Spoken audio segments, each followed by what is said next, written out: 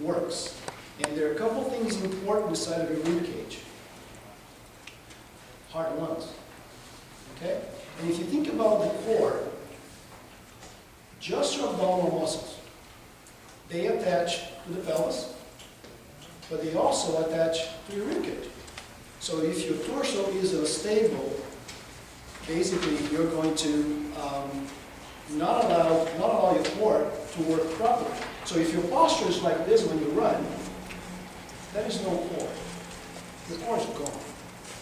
Absolutely gone. And your back will go like this every step you take. Okay? It doesn't matter how much work you do to your core.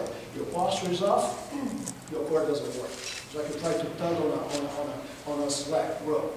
Okay? So that is the main idea, to get some idea of what you can do for the upper body. We're going to focus about muscles that are important to maintain your posture so you can use your core and breathe better and try to be on the lookout for the little things that doesn't allow your core or your upper back or your torso to work as well.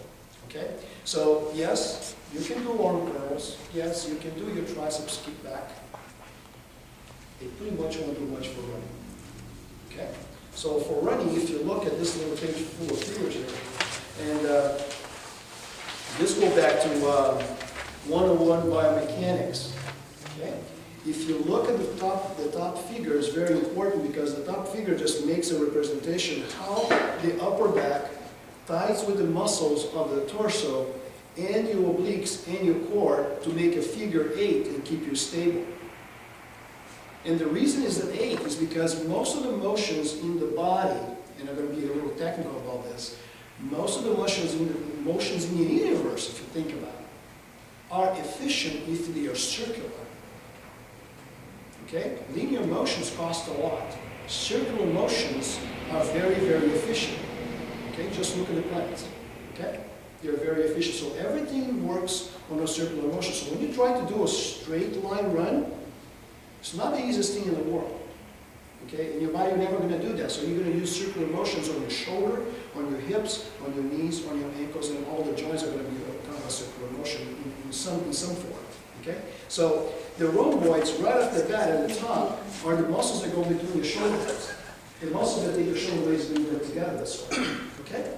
So the problem that we have in activating the rhomboids as a society and as a whole is that everything we do for work and to socialize most of the time, you're basically doing in front of them. Right? So you're actually not activating the rhomboids a great deal during the day. You're really not.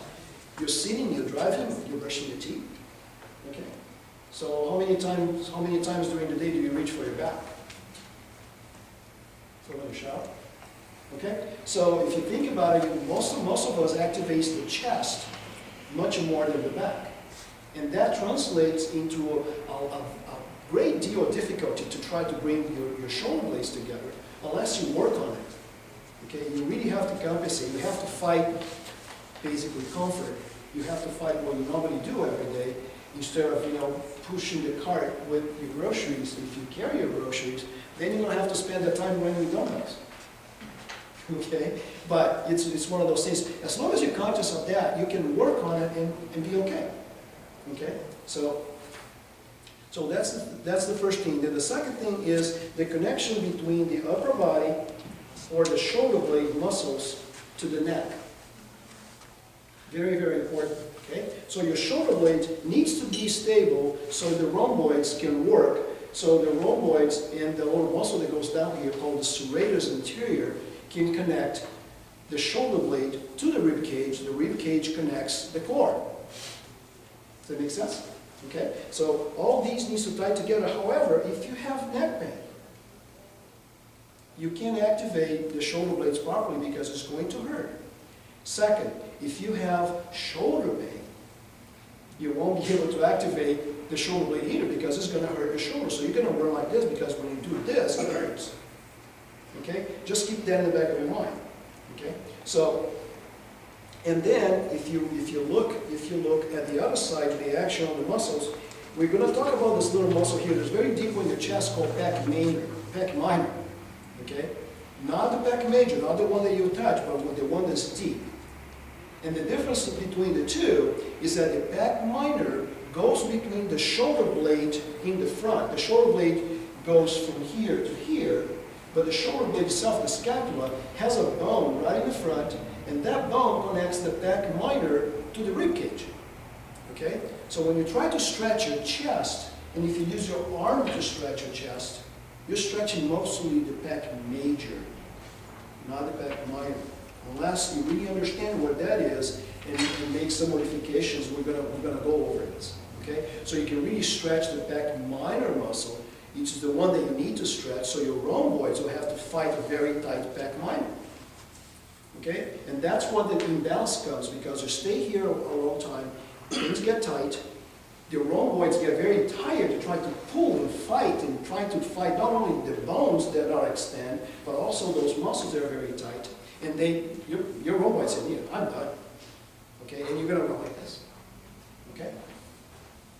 And then the activation of the arm. Every time you activate the arm, you're going to activate the trapezius, which is going to activate the neck. So if you have neck issues, just make sure you get those resolved, get your neck as best as you can.